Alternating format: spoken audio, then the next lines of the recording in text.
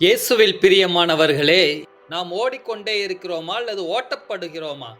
காலையில் அலாரத்தை நிறுத்துவதிலிருந்து இரவில் சமூக வலைத்தளங்களை பார்ப்பது வரை நம்முடைய வாழ்க்கையே ஒரு நீளமான செய்ய வேண்டிய பணிகள் பட்டியலாக மாறிவிட்டது. இந்த பரபரப்பான வாழ்க்கையில் நமக்கு மன அழுத்தத்தையும் எரிச்சலையும் தருவது யார்? அது வேறு யாரும் அல்ல, மார்த்தா தான். இன்றைய நற்செய்தியிலே இயேசு ஒரு மார்த்தாவின் வீட்டிற்கு வருகிறார். அங்கே 2 சகோதரிகள். ஒருவர் மார்த்தா சமைக்கிறார், பரிமாறுகிறார், வீட்டை சுத்தம் செய்கிறார், பரபரப்பாக இருக்கிறார். இன்னொருவர் மரியா அமைதியாக இயேசுவின் காலடியில் அமர்ந்து அவர் சொல்வதை கேட்கிறார்.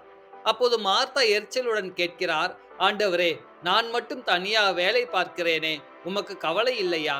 என்னோடு சேர்ந்து வேலை செய்யும்படி அவரிடம் சொல்லும். இறையியல் சிந்தனையாக பார்க்கையிலே தேவையானது ஒன்றே.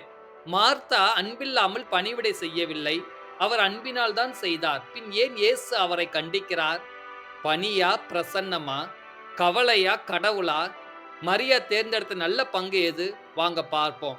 மார்த்தா தனது அன்பை வேலையின் மூலமாக நிரூபிக்க விரும்பினார்.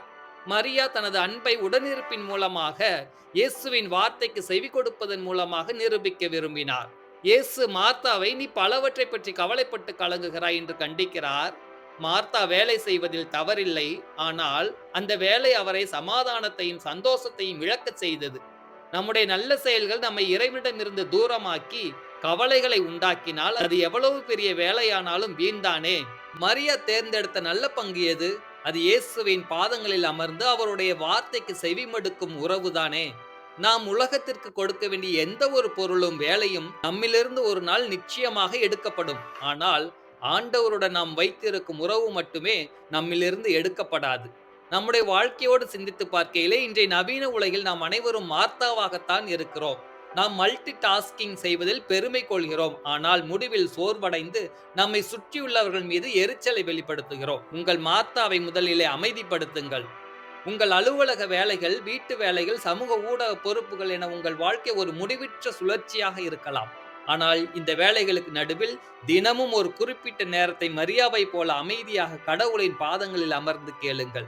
பணியிடத்தில் ஒரு மரியாவாக இருங்கள். உங்களது உழைப்பு முக்கியம்தான், ஆனால் அந்த உழைப்பின் நோக்கம் என்ன?